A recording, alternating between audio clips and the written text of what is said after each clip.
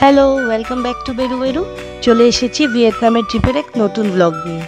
হ্যানয়ের hotel থেকে সকাল সকাল ব্রেকফাস্ট সেরে রওনা দিয়ে দিলাম নিনবিন প্রভিন্সের জন্য। এই লিমোজিনটাতে করেই আমরা নিনবিন যাচ্ছি। 7:30টাতে আমাদের পিক আপ ছিল।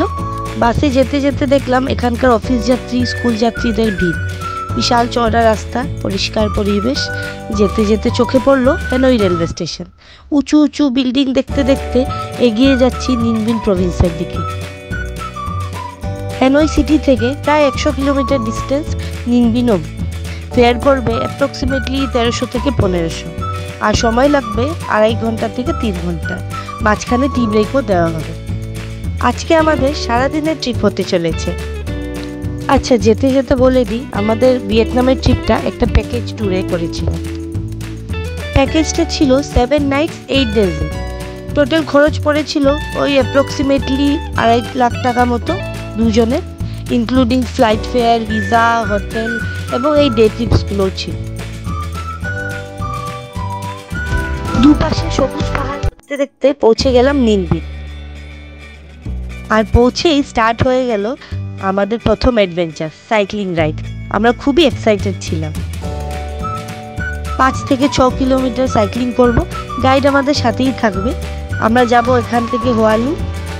সাইক্লিং করে যাচ্ছি। দারুণ একটা এক্সপিরিয়েন্স হতে চলেছে। রাস্তার দুপাশে পাহাড়, সামনে পাহাড়, মাঝখান থেকে আমরা সাইক্লিং করে যাচ্ছি। খুব দারুণ একটা এক্সপিরিয়েন্স ছিল। আপনারাও দেখে ইমাজিন করতে পারছেন চারপাশে গ্রিন ল্যান্ডস্কেপ।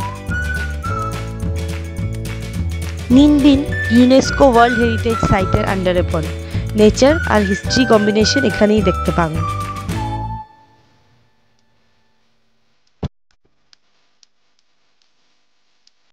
পৌঁছে গেলাম হোয়ালু টেম্পল। ভেতরে ফটো ভিডিও করা নিষেধ, তাই আপনাদেরকে দেখাতে পারলাম না, চারপাশটা ঘুরে দেখছি। হোয়ালু ছিল ভিয়েতনামের প্রথম রাজধানী। 10 থেকে 11 সেঞ্চুরিতে দিন এবং লে বোয়াঙ্গের শাসকরা এখানে রাজত্ব করতেন। হোয়ালু টেম্পলের মধ্যে প্রাচীন ভিয়েতনামিজ আর্কিটেকচারের সুন্দর সুন্দর ছবি দেখতে পাবেন এবং এখানকার প্রাচীন ইতিহাসের অনেক মেমোরিয়াল প্রিজার্ভ আছে। তারপর আবার সাইক্লিং করেই রিটার্ন চলে আসলাম যেখান থেকে স্টার্ট করেছিলাম। এসেই লাঞ্চ দিয়ে দিল। প্রচুর খাবারের অপশনস ছিল। প্রচুর খাওয়া দাওয়ার পর বেরিয়ে পড়লাম টেমকোকের দিকে। এখন আমরা টেমকোকের লাইমস্টোনের পাহাড়ের মধ্যে দিয়ে বোটিং রাইডে যাব। 2 ঘন্টার boating ride, total 20 kilometre distance. এই রাইডসগুলোও কিন্তু আমাদের প্যাকেজের মধ্যে ছিল। ভীষণই সুন্দর এক্সপিরিয়েন্স করতে চলেছি।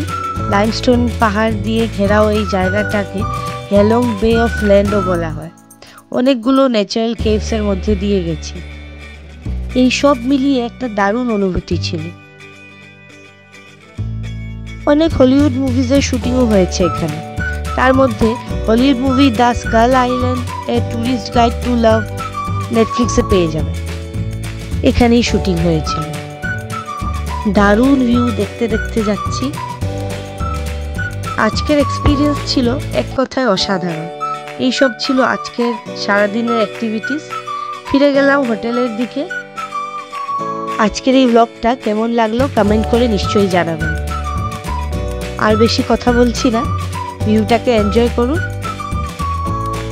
পরের ব্লগে আবার দেখা হবে, সঙ্গে থাকবেন।